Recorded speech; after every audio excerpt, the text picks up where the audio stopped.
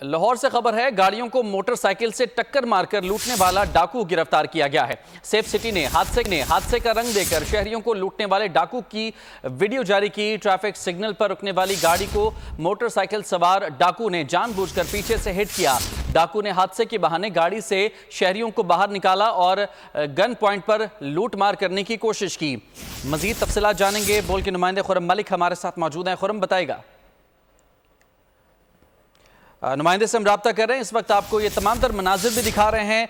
हादसे का रंग देकर शहरियों को लूटमार करने वाले इस डाकू की वीडियो जारी की गई है और इसे गिरफ्तार भी किया गया है। ट्रैफिक सिग्नल पर रुकने वाली गाड़ी को मोटरसाइकिल सवार डाकू ने जानबूझकर पीछे से हिट किया। डाकू ने हादसे के बहाने गाड़ी से शहरियों को बाहर निकाला। खुरम मलिक हमें इस वक्त ज्वाइन कर चुके हैं। बताइएगा खुरम मलिक, फुटेज में देखा जा सकता है किस तरीके से फेक हादसा बनाकर लूटा जाता था। मुलजिम को गिरफ्तार कर लिया। जी बिल्कुल, गाड़ियों को मोटरसाइकिल से टक्कर मारकर लूटने वाला डाकू जो है वो गिरफ्तार हो गया है। सेफ सिटी ने हादसे का रंग देकर शहरियों को लूटने वाले डाकू की वीडियो भी जारी कर दी है। जबकि ट्रैफिक सिग्नल पर रुकने वाली गाड़ी को मोटरसाइकिल सवार डाकू ने जानबूझकर पीछे से हिट किया। डाकू ने हादसे के बहाने गाड़ी से शहरियों को बाहर निकाला।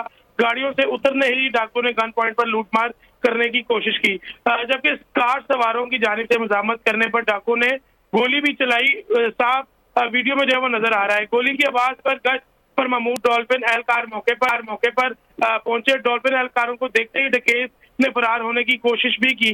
Safe city virtual patrolling officer ने डकैत को कैमरों के जरिए जो है वो ट्रेस करवाया। जबकि मुलजिम के खिलाफ मुकदमा दर्ज करके कानूनी कार्रवाई का आगाज जो है वो कर दिया गया है।